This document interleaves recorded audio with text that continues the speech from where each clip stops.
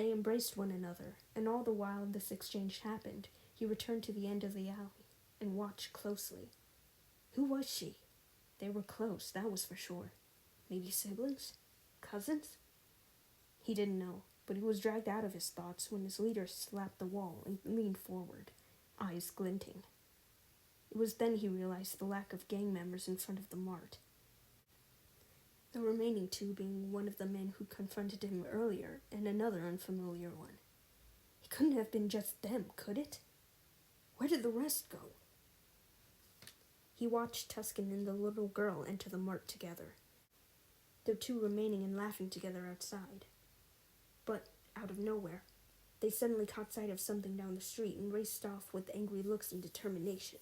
It was then that, at the sight of the glint in his leader's eye, he felt all time move slower and nearly become frozen, as his mind basically picked up speed.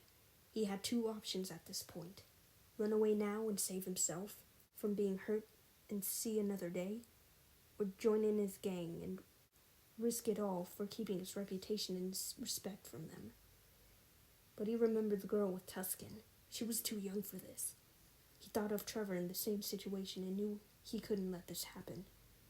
His heel and foot dug into the ground, and he shot out of the alley like a bullet, his leader too late in stopping him or even realizing what was happening.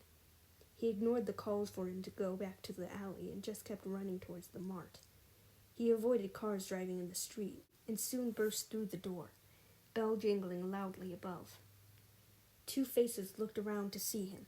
Tuscan's previous light-hearted expression dropped from shock, then contorted into heart-stopping fury, and he just wanted to turn tail and run.